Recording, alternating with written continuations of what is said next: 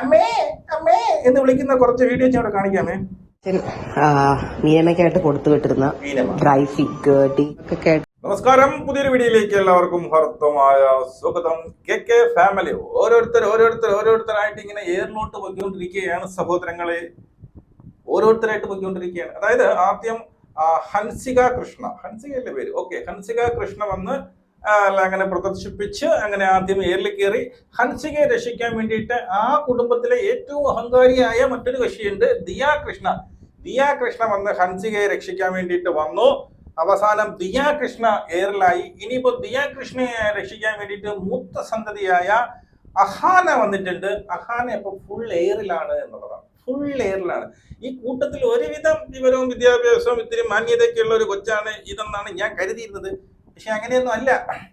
എല്ലാ ഫാമിലി സ്വന്തം അനിയത്തിമാരെ രക്ഷിക്കാൻ വേണ്ടിയിട്ട് എന്ത് വേണം ചെയ്യാം, എന്ത് വേണം എവിടെയെങ്കിലും പോയി എങ്ങനെയെങ്കിലും. സത്യം പറഞ്ഞു കഴിഞ്ഞാല് പൂര തെറിവിളിയും പൂര ട്രോളുമാണ് ഇപ്പൊ കിട്ടിക്കൊണ്ടിരിക്കുന്നത്. ഇനി ഇടയിലൊരു കൊച്ചുണ്ട്, കൊച്ചിന്റെ പേരെനിക്കറിയത്തില്ല. ഇനി ഇടയിലൊരു കൊച്ചിന് അമ്മയുണ്ട്, പറയുന്ന അച്ഛനുണ്ട്.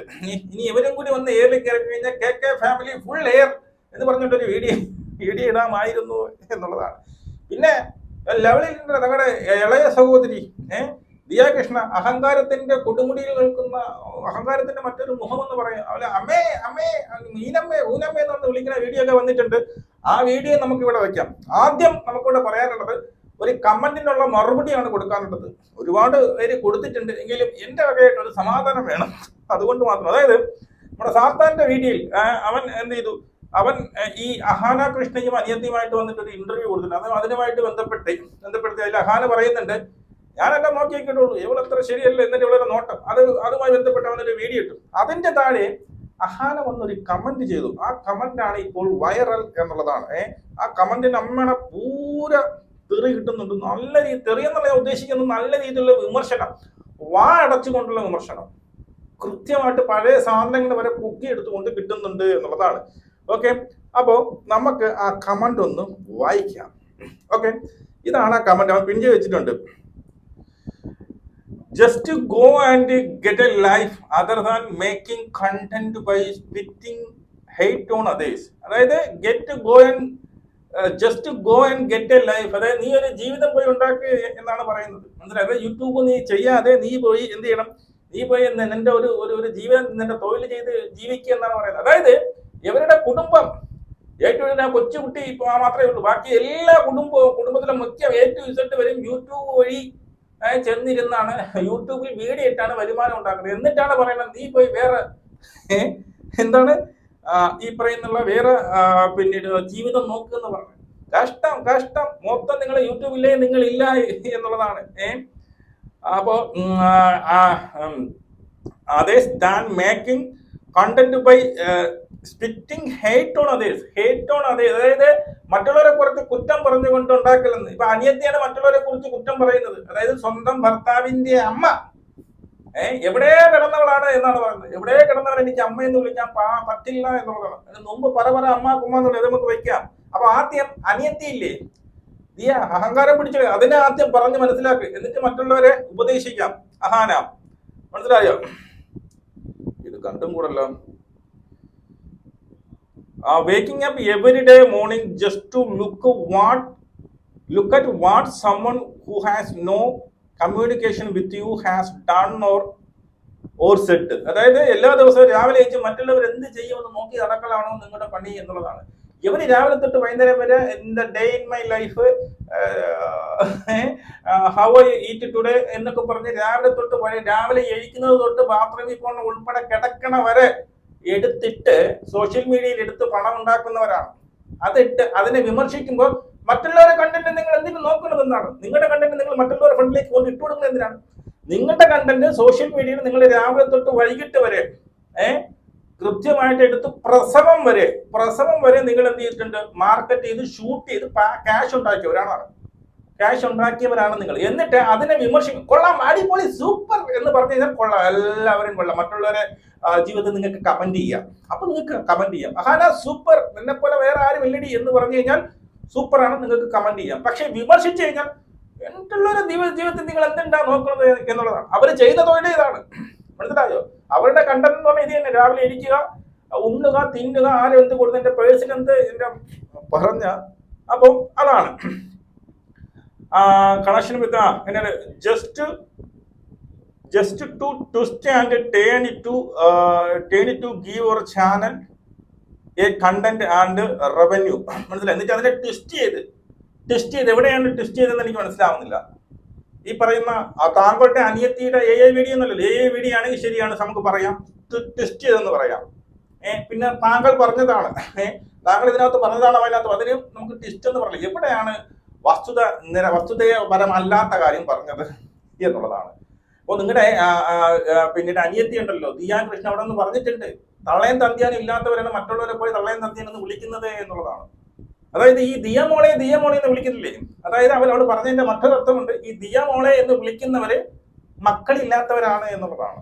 മക്കളില്ലാത്തവരുണ്ടെങ്കിൽ ദിയ മോളെ എന്ന് കഴിച്ചില്ലേ മോളെ ചോദിക്കില്ലേ, അവർക്കൊക്കെ മക്കളില്ല, അതുകൊണ്ടല്ലേ മോളെ എന്ന് വിളിക്കാൻ പറ്റത്തുള്ളൂ എന്നുള്ളതാണ്. എന്നിട്ട് നിങ്ങൾ റവന്യൂ ഉണ്ടാകുന്നത് പത്തറ്റിക്. ഈ പത്തറ്റിക് എന്ന് പറയുന്ന സാധനമല്ലേ, ഈ പത്തറ്റിക് എന്ന് പറയുന്ന സാധനം ഇവർക്ക് മുമ്പ് ഇതിനകത്ത് കമന്റ് ബോക്സിൽ കണ്ടപ്പോൾ ഇങ്ങനെ ഓർമ്മ, മുമ്പ് ഏതോ ഒരു ചായക്കടക്കാരൻ ചായ വിറ്റ് ജീവിക്കുന്ന, അത് ഭയങ്കര പത്തറ്റിക് ദയനീയ അവസ്ഥയാണ് എന്നാ പറയുന്നത്. ചായ വിറ്റ് ജീവിക്കുന്നവർ ദയനീയതയോടുകൂടിയാണ് ജീവിക്കുന്നത്. അവരുടെ ജോലി കാണുമ്പോൾ ദയനീയം തോന്നുന്നു എന്നുള്ളതാണ്. ഇവരിവിടെ പ്രസവം വരെ വിറ്റ് തന്റെ ഡേ ഇൻ മൈ ലൈഫ് എന്ന് പറഞ്ഞുകൊണ്ട് തുടങ്ങി രാവിലെ തൊട്ട് ഉറങ്ങണ വരെ എല്ലാം എടുത്ത് ഷൂട്ട് ചെയ്ത് വിറ്റ് അതിന്റെ ശരീര പ്രദർശനവും കൂടി ചെയ്ത് ഗർഭവും കൂടി ഷൂട്ട് ചെയ്ത് ഗർഭം പ്രസവം നൂലുകെട്ട് അങ്ങനെ എല്ലാം ഷൂട്ട് ചെയ്ത് കാശ് ഉണ്ടാക്കി ജീവിക്കുന്നവരൊന്നും പദ്ധതിക്കില്ല. അവരൊക്കെ സൂപ്പറാണ്, അടിപൊളി, നല്ല സൂപ്പർ ജോലിയാണ് അത്. പക്ഷെ അവരെ വിമർശിച്ചു കഴിഞ്ഞാൽ അവരെല്ലാം എന്താണ്, അവരെല്ലാം വളരെ പദ്ധതിക്കാണ് എന്നുള്ളതാണ് ഈ പറയുന്ന അഹാന കൃഷ്ണയുടെ ന്യായം. കഷ്ടം ന്യായീകരിക്കണം. സ്വന്തം ഒരു കുറ്റം പറയാൻ പറ്റില്ല, സ്വന്തം അനിയത്തിക്ക് പറ്റിപ്പോയതല്ലേ, ഇനിയിപ്പം വന്നിരുന്ന് കുറ്റം പറഞ്ഞു കഴിഞ്ഞാൽ അതും ട്രോളാവും എന്ന് പറയും. അതുകൊണ്ട് ന്യായീകരിച്ചുകൊണ്ട് പോകും. അപ്പൊ ആരെങ്കിലും വന്ന് താങ്കളുടെ തെറ്റുകുറ്റങ്ങൾ എടുത്തു കാണിക്കുമ്പോൾ അവിടെ വന്ന് ഇതുപോലുള്ള അനാവശ്യമായ ഇതുപോലുള്ള കമന്റുകൾ ഇട്ട് കഴിഞ്ഞാൽ താങ്കൾ വീണ്ടും നാറും എന്നുള്ളതാണ്. അപ്പൊ ഏറിലായ സമാധാനമായി കാണുമല്ലോ. അപ്പൊ എല്ലാവർക്കും വീതിച്ചെടുക്കാം. കുറച്ച് അനിയത്തിക്കും കുറച്ച് ഇളയ അനിയത്തിക്കും ഒക്കെ കൊടുത്തപ്പോൾ താങ്കളും കൂടെ എടുത്തു. ഇനി അച്ഛനും അമ്മയും കൂടെ വരൂ, കമാൺ എല്ലാവർക്കും കൂടെ കേസ് കൂടെ. അപ്പൊ അടുത്തൊരു കണ്ടന്റ് ആകും എന്നുള്ളതാണ്. ഈ താങ്കളുടെ അനിയത്തി ഉണ്ടല്ലോ ദിയാ കൃഷ്ണ, ഞാൻ അങ്ങനെ വിളിക്കാറേയില്ല, അയ്യോ പാവം, ഞാൻ അങ്ങനെ വിളിക്കാറേയില്ല, ഞാൻ മാവിയെന്ന് മാത്രമേ വിളിക്കുള്ളൂ, വല്ലയിടത്ത് കിടക്കണമെന്ന് എനിക്ക് അമ്മയെന്ന് വിളിക്കാൻ പറ്റില്ല, തളയെന്ന് ഇല്ലാത്തൊരു പോയി വിളിക്ക് എന്ന് പറഞ്ഞവൾ മുമ്പേ അമ്മേ അമ്മേ എന്ന് വിളിക്കുന്ന കുറച്ച് വീഡിയോസ് ഇവിടെ കാണിക്കാമേ. എന്റെ അച്ഛൻ മീനമ്മയ്ക്കായിട്ട് കൊടുത്തു വിട്ടിരുന്ന ഡ്രൈ ഫിഗ് ടീ ഒക്കെ ആയിട്ട് കണ്ടിന്യൂ ആയി. മീനമ്മ ഇറങ്ങാറായി. ഇത് കുറച്ച് ഇനി അച്ഛന് കൊണ്ട് കൊടുക്കണം മുറുക്ക്, ബാക്കി ഞാനും കഴിച്ചു തീർക്കും. എന്നിട്ട് അതിന്റെ റെസിപ്പി നമുക്ക് കൊണ്ടുവരാം അല്ലേ സൂൺ. താൻ അമ്മയെ കൊണ്ട് മേളി വിടും. അപ്പോ ഇവിടെ ഒരാള് വന്നിട്ടുണ്ട്, ഷെഫ് മീനമ്മ. അവിടെ ഇതൊക്കെ കുത്തിപ്പൊക്കുന്ന് വിചാരിച്ചിട്ടില്ല. എനിക്ക് മനസ്സിലാവുന്നത് ഇത് ഒന്നുകില് ഇവിടെ അറിഞ്ഞുകൊണ്ടിട്ട ഒരു കണ്ടന്റ് ആണോ, അത് വയറിലിപ്പം കുറെ കാലം കൊണ്ട് യൂട്യൂബിൽ ഒന്നും അങ്ങോട്ട് എന്ത് ചെയ്തില്ല, അങ്ങോട്ട് പുഷ് ആവുന്നില്ല. അതുകൊണ്ട് തന്നെ എന്ത് ചെയ്തു, ഇത് വൈറലാക്കാൻ വേണ്ടി മനഃപൂർവ്വം പറഞ്ഞതായിരിക്കണം ഒന്ന്. അല്ലെങ്കിൽ എന്ത് ചെയ്യുന്നറിയാമോ, ഇവരുമായിട്ട് ആദ്യം ഒരു മീനമ്മ അമ്മ കുമ്മ എന്നൊക്കെയാണ് വിളിച്ചത്. ആദ്യം ഭയങ്കര സ്നേഹം. ഇപ്പൊ അവരെ കണ്ണെടുത്താൽ കണ്ടുകൂടാ എനിക്ക് തോന്നുന്നത്. മനസ്സിലായോ? അവരെ കണ്ണെടുത്താൽ കണ്ടുകൂടാ. അതുകൊണ്ട് കാണിട്ട് അപ്പം ആ ഒരു ദേഷ്യം ഉള്ളിൽ കാണും, അവരോടുള്ള ദേഷ്യം. ഇടയ്ക്ക് ഒരു വീഡിയോ കൂടി ഞാൻ കണ്ടു, മൂക്കുത്തിയിടാൻ. അപ്പൊ എനിക്ക് മൂക്കുത്തിയിടാൻ പറ്റത്തില്ല, ഇവര് ബ്രാഹ്മൺസ് എന്തോ ആണല്ലോ ഈ പയ്യൻ.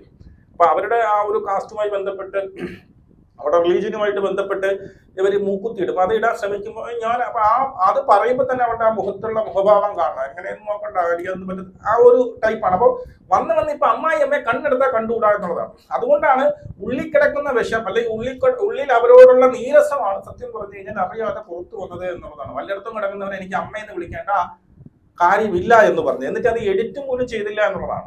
ആ സംഭവം പറയുമ്പോൾ ഇവിടെ ടപ്പനെ കത്തുന്നുണ്ട്. ഞാൻ പറഞ്ഞത് ഇതാണ്, ആ ഒരു വീഡിയോ നോക്കി നിങ്ങൾക്ക് കൃത്യമായിട്ട് അറിയാം. ആ സമയത്ത് ജസ്റ്റ് ഒന്ന് നിർത്തുന്നുണ്ട്, പിന്നെ അവിടെ കിടക്കട്ടെ എന്നതാണ്. പിന്നെ അതിനുശേഷം അവിടെ ഉള്ളവരെയും പോണവരെയും ഈ പറഞ്ഞതുപോലെ എന്തിനാ തള്ളയും തന്തിയാനും ഇല്ലാത്തവരാണ് വിളിക്കുന്നത് മറ്റൊന്നും. അപ്പം ഇനി കമന്റ് ബോക്സിൽ ചെന്ന് കമന്റ് ഇടുന്നവർ ആലോചിക്കുക, നിങ്ങൾ മോളെ എന്ന് വിളിക്കില്ലേ, ഈ മോളെ എന്ന് വിളിക്കുന്നവര് എവിടെ ദിയയുടെ അഭിപ്രായം ഇങ്ങനെയാണ്, അതായത് മക്കളില്ലാത്തവരാണ് എന്നെ മകളെ എന്ന് വിളിക്കുന്നത് എന്നുള്ളതാണ്. അതുകൊണ്ട് ചെന്ന് വിളിച്ചോട്ട്, മോളെ സുഖാണോ മോളെ, നീ സൂപ്പറടി മോളെ എന്നുള്ളത്. ഞാൻ ചരക്കായിരുന്നു. സത്യം പറഞ്ഞാൽ ആ കൂട്ടത്തിൽ എനിക്ക് മാത്രമാണ് സൗന്ദര്യം ഇല്ലാത്തത് എന്നൊരു പൊതുവെ ഒരു അഭിപ്രായമുണ്ട്. Note the point. അത് മറയ്ക്കാൻ വേണ്ടിയിട്ട് ആണ് ഇതൊക്കെ പറയുന്നത്. കാരണം ഞാൻ സ്വയമേ പറഞ്ഞ ഒരു ആത്മസംതൃപ്തി നേടിയാണ്. ഞാൻ പണ്ട് ചരക്കായിരുന്നു, ഇപ്പൊ ഞാൻ പ്രസവിച്ചപ്പോ കുറച്ച് ഇങ്ങനെയൊക്കെ ആയിപ്പോയി. നിങ്ങൾ മേടിക്കണ്ട, ഞാൻ പണ്ട് ഞാൻ ചരക്കായിരുന്നു. അത് സ്വന്തമായിട്ടൊരു സാറ്റിസ്ഫാക്ഷന് വേണ്ടിയിട്ട് പറയുന്നതാണ് എന്നുള്ളതാണ് അല്ലേ. നമുക്ക് വേണ്ടി കാണാം. ജയ് ഹിന്ദ്.